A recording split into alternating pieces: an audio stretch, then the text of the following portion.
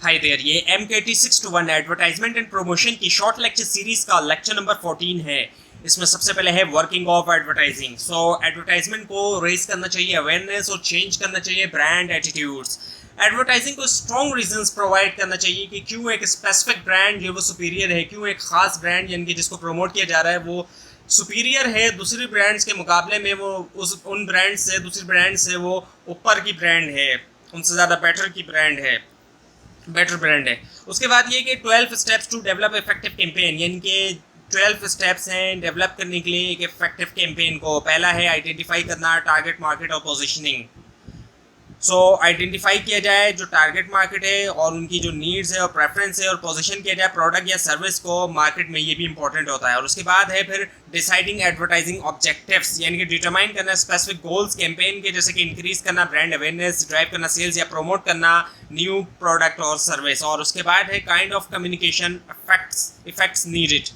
सो इस स्टेप में क्या होता है कि डिटरमाइन किया जाता है जो टाइप है कम्युनिकेशन इफेक्ट्स की जो कि ज़रूरी होती है अचीव करने के लिए, और एडवर्टाइजिंग ऑब्जेक्टिव्स जैसे कि कॉग्निटिव, अफेक्टिव या फिर बिहेवियरल इफेक्ट्स। और उसके बाद है how consumer respond to advertising, कैसे कंज्यूमर जो है वो रिस्पॉन्ड करता है एडवर्टाइजिंग को। सो इसमें अंडरस्टैंड किया जाता है कंज्यूमर रिस्पॉन्ड जो होता है एडवर्टाइजिंग को, और कैसे कैंपेन जो है वो इन्फ्लुएंस कर सकती है उनके बिहेवियर को। और उसके बाद फिर डिसाइड द थीम डिसाइड करना।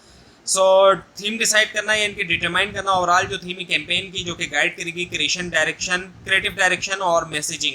और उसके बाद है फिर डेवलप करना कैंपेन को, यानी कि डेवलप करना जिसके अंदर विजुअल्स क्रिएट करना, विजुअलाइजेशन वगैरह, और कॉपी क्रिएट करना, और दूसरे क्रिएटिव एलिमेंट जिनका इस्तेमाल होगा एडवर्टाइजिंग के अंदर। और फिर है हमारे पास डिसाइड करना एडवर्टाइजिंग अपील, यानी कि डिसाइड करना एडवर्टाइजिंग अपील, यानी कि जो कि रेफर किया जाता है, जिससे मुराद ये कि इमोशनल या रैशनल बेनिफिट्स जो कि प्रोडक्ट या सर्विस जो है वो ऑफर करे टारगेट ऑडियंस को। और फिर डेवलप करना कॉपी प्लेटफॉर्म को, क्रिएट करना कॉपी प्लेटफॉर्म जो कि आउटलाइन करता है की मैसेजेस और थीम जो कि यूज़ होंगी कैंपेन के अंदर। और फिर है फॉर्मुलेट मैसेज स्ट्रेटजी, यानी कि फॉर्मुलेट करना एक message strategy which involves determine the specific messages जो कि कम्युनिकेट होंगे कैंपेन में। और फिर आता है मीडिया मिक्स, यानी कि डिटरमाइन करना मीडिया मिक्स या फिर जो कॉम्बिनेशन है चैनल्स का जिनका इस्तेमाल होगा रीच करने के लिए टारगेट ऑडियंस को। और फिर आता है हमारे पास schedule frequency and pattern of ad release, यानी कि डिटरमाइन करना है स्केजुअल फ्रीक्वेंसी और पैटर्न जो है एड रिलीज की, जो कि हेल्प करेगा इंश्योर करने में कि जो कैंपेन है वो रीच करती है टारगेट ऑडियंस को राइट टाइम में with in the right frequency. उसके बाद है फिर इवेल्यूशन ऑफ कैंपेन, ये फाइनल स्टेप होता है इवेल्युएट करना इफेक्टिवनेस कैंपेन की, मेजर करते हुए उसका जो इम्पैक्ट है कंज्यूमर बिहेवियर के ऊपर, और ब्रांड अवेयरनेस, और मेक करना कोई भी जो भी नेसेसरी एडजस्टमेंट है वो करना फ्यूचर कैंपेन के लिए। सो अब हमारे पास बेसिक कम्युनिकेशन मॉडल है जो फॉर्मेट की वजह से आपको सही नहीं दिखाई दे रहा होगा।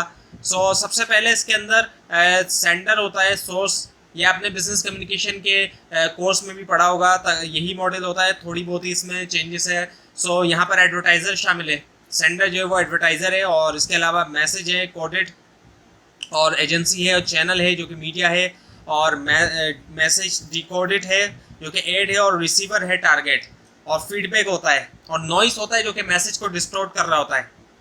और फिर टू वे कम्युनिकेशन भी होती है, सिर्फ वन वे नहीं होती, टू वे भी होती है। सेंडर सोर्स है, कोडेड मैसेज है, चैनल है डिकोडेड, और कोडेड मैसेज है, और रिसीवर है, और उसी तरफ रिसीवर जो है सेंडर भी हो सकता है यहाँ पर, और सेंडर जो है वो रिसीवर भी हो सकता है। सो टू वे मॉडल है कम्युनिकेशन का, एक इंटरेक्टिव कम्युनिकेशन मॉडल है। और फिर उसके बाद एडवर्टाइजिंग कम्युनिकेशन मॉडल है, यहाँ पर आपको अब बताया जा रहा है सोर्स जो है वो एडवर्टाइजर है, ऑब्जेक्टिव थोड़ी यहाँ पर उसको एक तरह से खोला जा रहा है यहाँ पे मॉडल को। सो सोर्स जो है वो एडवर्टाइजर है, और मैसेज जो है इसके अंदर हमारे पास एनकोडिंग स्ट्रेटजी और टैक्टिक्स है बाय एजेंसी, और मीडिया मिक्स है, channels one way and two way, और रिसीवर है, मैसेज रिसेप्शन है, और रिस्पॉन्स है, परसेप्शन लर्निंग परसुएशन एक्शन है, और नॉइस है, दोनों तरफ इंटरनल और एक्सटर्नल है, और फीडबैक होता है, फीडबैक जाता है वापस। सो नॉइस के अंदर एक्सटर्नल के अंदर हमारे पास पब्लिक ओपिनियन है, और मार्केटिंग स्ट्रेटजी और कंपटीशन वगैरह है, और इंटरनल के अंदर परसीव नीड्स है, इंफॉर्मेशन प्रोसेस है, एटीट्यूड्स, ओपिनियन और अदर्स। सो सोर्स और द एडवर्टाइजर,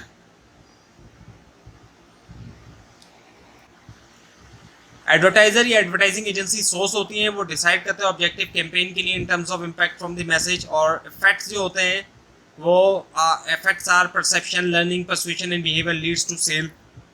और इफेक्टिव मैसेज इफेक्टिवनेस फैक्टर्स के अंदर की मैसेज इफेक्ट्स के अंदर परसेप्शन है, सरोगेट मेजर्स के अंदर हमारे पास एक्सपोजर, अटेंशन, इंटरेस्ट, मेमोरी और कम्युनिकेशन टूल्स हैं वो कौन से हैं। एक्सपोजर में हमारे पास एडवर्टाइजिंग पब्लिक रिलेशन है, एडवर्टाइजिंग सेल्स प्रमोशन है, अटेंशन में इंटरेस्ट में एडवर्टाइजिंग सेल्स प्रमोशन पीआर है, और एडवर्टाइजिंग सेल्स प्रमोशन और पीआर।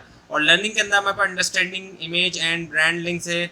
इसके अंदर टूल्स के अंदर पीआर, पर्सनल सेलिंग है, डायरेक्ट मार्केटिंग है, advertising, PR, point of purchase है। और परसुएशन के अंदर एटीट्यूड, बिलीव्स हैं, और कम्युनिकेशन टूल में PR, personal selling, sales promotion वगैरह। और बिहेवियर के अंदर हमारे पास ट्रायल, परचेज है। पर्सनल टूल्स के अंदर personal selling, direct marketing, sales promo. So noise, internal and external. So noise से मुराद कोई भी फैक्टर जो कि डिस्टॉर्ट करता है जो मैसेज, एडवर्टाइजिंग मैसेज है उसकी डिलीवरी टारगेट ऑडियंस को। नॉइस से क्या होता है कि मैसेज डिस्टॉर्ट हो जाता है, जिस तरह मैसेज को कम्युनिकेट किया जा रहा है उस तरह से कम्युनिकेट नहीं हो पाता, किसी भी तरह की डिस्टॉर्शन आ जाती है।